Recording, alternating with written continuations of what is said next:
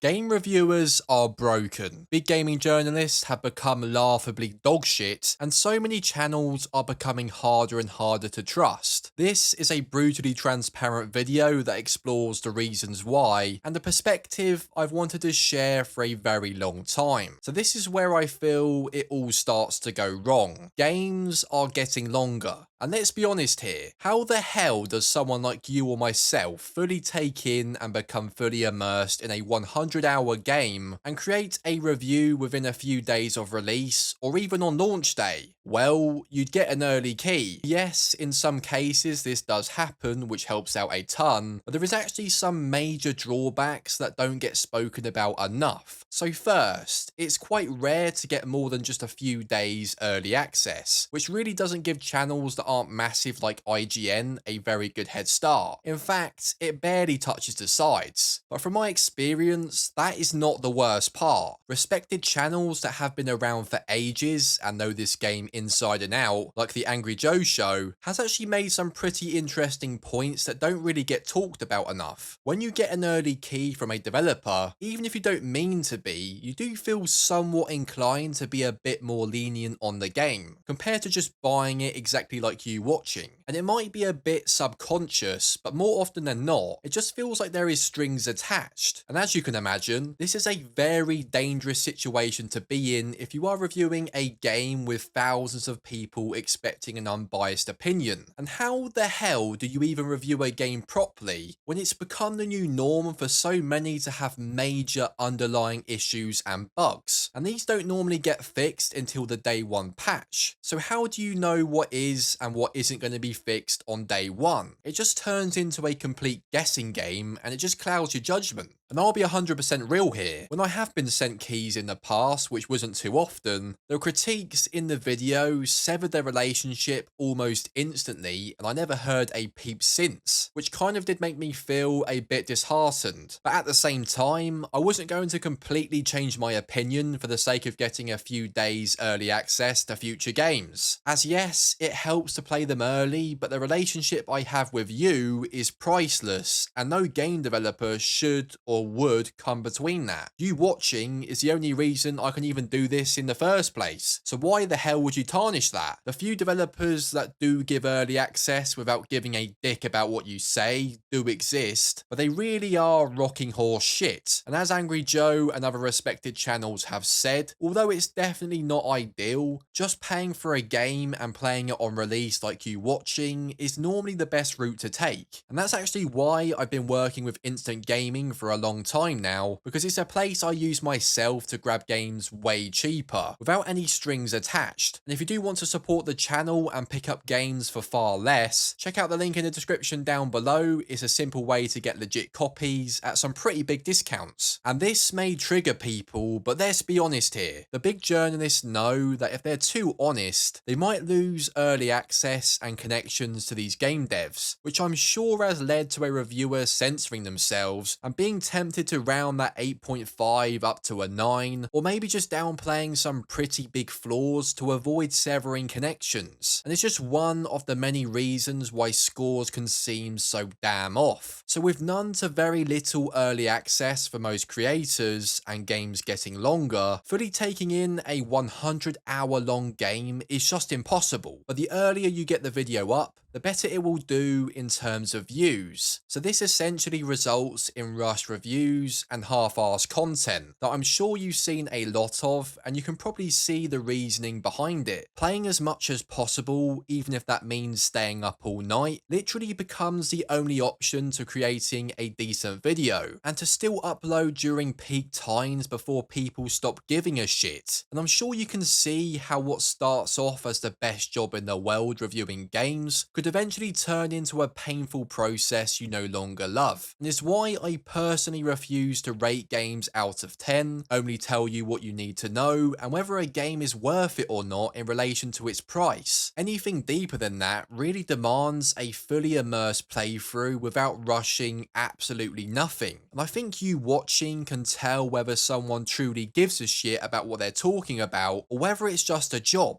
But what's far more damaging and is becoming more and more common is rage bait. A channel realizes a video tearing apart a game did way better in terms of views compared to a video praising a game can easily lead to being overly harsh for the purpose of more engagement, which leads to more views and more money. And I think being brutally honest and saying whatever you want is really important and has always been my main focus personally. But as we've seen even recently with Mafia, some channels just don't care and quickly jump to the conclusion of a game being slop with under just 2 hours of playtime, just to upload quick during peak times and to farm as much engagement as possible, regardless of whether the game is good or bad. And I think sometimes it is possible to review something with just 2 hours playtime, but it massively varies on the type of game. Even masterpieces like Red Dead Redemption 2 can't be fully appreciated in just 2 hours. It just really doesn't touch the sides, let alone 99% of other releases that never even reach those levels. I think being fair but also brutally honest is a balance you have to get right, which I'm personally still trying to master to this day. And you watching aren't stupid. You'll know right away if a video is genuine or not. And this brings us on to the next very shady subject that we really can't shy away from, and that is paid sponsors. To be brutally transparent with you, for me personally, it was a dream come true for game developers I grew up loving to death to reach out and ask to do a paid sponsor. And as cringe as that may sound, it was kind of something I always dreamt of. And again, it is something that can be incredibly dangerous if not handled the right way. And I'm sure you've seen videos that claim to be unbiased, but are clear paid sponsors from a game developer, with restrictions on what can and can't be said. And yes, there is technically nothing wrong with this, as sponsors are just accepted now, but the majority of you want the most genuine take possible, especially in a world of YouTube where you're watching countless paid ads. But now, it's hard to know what to believe anymore. And I remember being starstruck when it comes to paid sponsors from actual game developers, but after reading through contracts and learning the restrictions, very quickly I realised I didn't really like the idea. The very reason I'm doing YouTube in the first place is to be able to make videos on whatever I want and say whatever I want. And I can't imagine making full-length videos being restricted to what I can and can't say. And more importantly, you the viewer can literally tell. And I think we can all respect the creators who grab a fat bag doing a sponsor, but with game developers, it's a sticky situation, which has gone wrong plenty of times. And without going into major detail, as I don't want to get sued, but I was supposed to do a paid sponsor with a game developer, which I did agree to because they said I could say whatever the hell I wanted, but they went back on their word and actually offered to pay to not put the video out, because I said whatever the hell I wanted, like I would in any other video. And how crazy is that? But what would you rather do? Get the bag by either cutting content from your video to make it less genuine, or not putting it out there and being known as a sellout, or putting those who watch you first and prioritizing them? And for me, it was clear cut. And that month, I had one of the best holidays I've ever had. And I am joking, by the way. And I think the lack of authentic and genuine videos on YouTube declines every single year, especially with AI coming into it. And maybe I'm wrong, but I'd hope the channels you and I watch that prioritize transparency and being genuine will outlive all the AI bollocks. But then we get to the huge room in the elephant, and is central to why big outlets like IGN have become a running joke for many of us. The gaming journalists at the top are utter concentrated dog shit. And it's not just about one bad review, it's a pattern of bizarre critiques that have made certain sites into a major laughingstock. And there's been so many examples of this over the years. The lack of expertise leads to reviews that completely miss the point of a game, resulting in baffling takes that become internet memes. For example, when games like Alien Isolation were rated incredibly low for being too stressful,